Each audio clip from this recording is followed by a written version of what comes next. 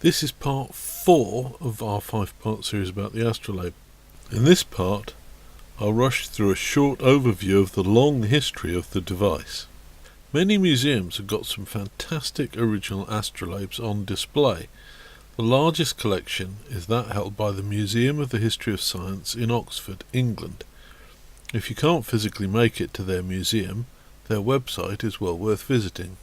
The first astrolabes were created by the ancient Greeks, probably in the 3rd or 4th century BC.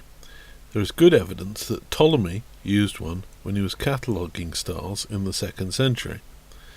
In the 4th century, Theon of Alexandria wrote a detailed treatise on its use.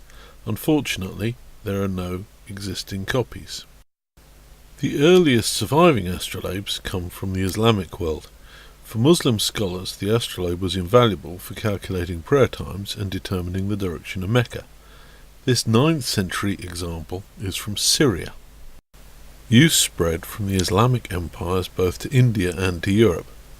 In the 1390s, Geoffrey Chaucer wrote an introduction to the astrolabe for his son Lewis.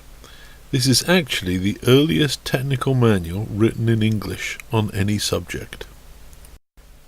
Early in the 15th century, Henry the Navigator established the Portuguese seafaring fleet. He provided them with astrolabes for navigation.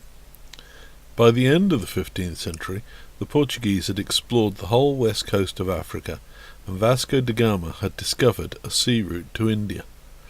In 2016, the wreck of the ship Esmeralda, one of da Gama's fleet, was found off the coast of Oman. This 1495 astrolabe, with the Portuguese coat of arms on, was amongst the thousands of artefacts that were discovered. This astrolabe was made for Queen Elizabeth I of England in 1559, the year of her coronation. It carries her coat of arms and an inscription. It is likely it was commissioned by Robert Dudley, the future Earl of Leicester. The instrument was later owned by John Greaves. It was presented to the university for the use of subsequent civilian professors of astronomy in Oxford by John's brother Nicholas. There has been a long tradition of using astrolabe-like elements in clocks. In the 1330s, Richard of Wallingford constructed a clock for St Albans Cathedral.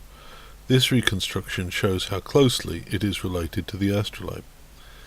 This astronomical clock in Prague is probably the most famous. In 1905, this clock in Bern inspired Albert Einstein to think about how it would look if the local trams travelled at the speed of light. Astrolabes are not just fascinating technical marvels, they were also the most widely used and most useful scientific instruments for more than 1,000 years. This has been the 4th part of our series about astrolabes.